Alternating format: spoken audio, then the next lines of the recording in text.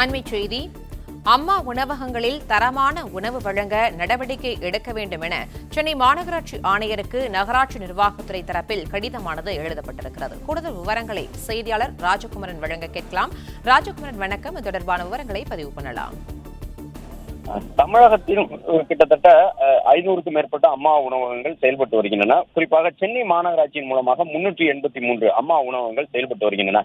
அண்மையிலே தமிழக முதலமைச்சர் சி ஜோசப் விஜய் அம்மா உணவகங்களுடைய உட்கட்டமைப்பை மேம்படுத்த வேண்டும், அதற்குரிய உபகரணங்களை பொது நிதியில் இருந்து வாங்கிக் கொள்ளலாம் மாநகராட்சிகள் மற்றும் நகராட்சிகள். அது மட்டுமல்லாமல் அம்மா உணவகங்களில் வழங்கப்படக்கூடிய உணவு தரமானதாக இருக்க வேண்டும் என்று அறிவுறுத்தியிருந்தார். இந்த நிலையில் தான் அதை மையமாக வைத்து சென்னை மாநகராட்சியினுடைய ஆணையருக்கு இந்த கடிதம் அனுப்பப்பட்டிருக்கின்றது.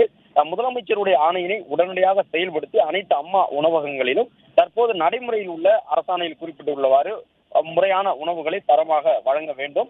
அது மட்டுமல்லாமல் அம்மா உணவகங்களை மேம்படுத்துவதற்குரிய பொருட்களை வாங்குவதற்கு ஏற்கனவே அறிவுறுத்தல் வழங்கப்பட்டிருக்கக்கூடிய சூழ்நிலையில் பொது நிதியிலிருந்து அந்த செலவினங்களை மேற்கொள்ளலாம் என்றும் சென்னை பெருநகர மாநகராட்சியினுடைய ஆணையருக்கு அரசு சார்பில் இந்த அறிவுறுத்தல் வழங்கப்பட்டுள்ளது.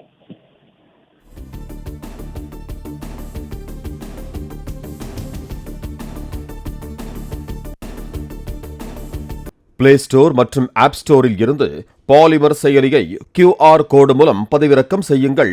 செய்திகளை உடனுக்குடன் பெறுங்கள்.